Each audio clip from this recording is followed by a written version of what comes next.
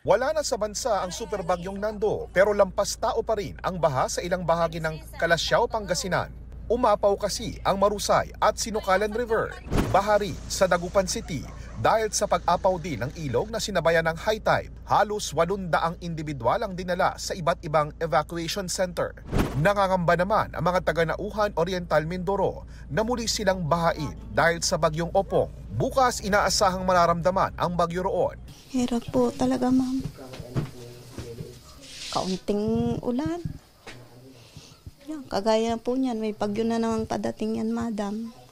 Delikado na naman kami dyan. Isipin niyo po, liligtas kong mga apo.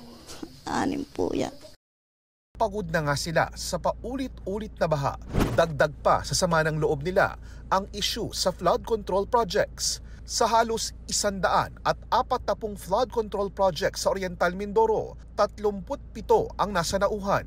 Pero ito pa rin ang pinakabahain sa lalawigan. Mahigit 6 na bilyong piso ang ginastos para sa mga proyekto. Pinagawa na lang sana nila ng tama.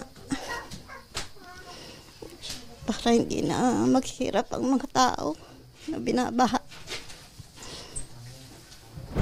Sa barangay Pinagsabangan 2, kung saan nakatira si Aling Flora, may 2 lang natapos na flood control project batay sa sumbong sa Pangulo website. Ayon sa barangay, may 2 pang nadagdag pero ginagawa pang isa.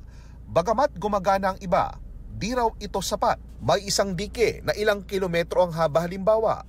Nang rumagasa ang ilog, nakalusot ang tubig sa bahagi ng walang dike at nagpabaha. 24 hours namin kaming gising para bantayan ang ilog dahil lumalampas talaga sa kalsada ang tubig. Puspusa na rin ang paghahanda ng mga taga-Nabua na isa sa flood-prone area sa Camarines Sur.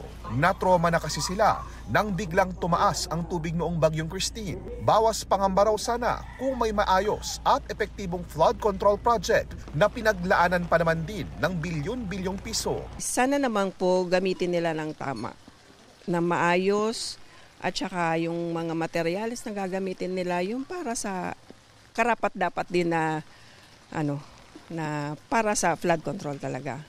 Nagpatupad na ng preemptive evacuation sa buong Camarines Sur, sa Eastern Samar na isa sa lugar kung saan posibleng maglandfall ang bagyong Opong. Nagpatupad na ng forced evacuation sa mga coastal barangay. Nagka-preemptive evacuation na rin sa coastal area sa Arteche. Naka-red alert ang buong lalawigan. Sa Catbalogan City, inilipat na ng mga mangingisda sa mas mataas na lugar ang kanilang mga bangka. Bawal ng pumalaot. Sa Cebu City, suspendido na ang biyahe ng mga barko papuntang Eastern Visayas. Mula rito sa Legazpi City, Albay, JP Soriano, nagbabalita para sa GMA Integrated News.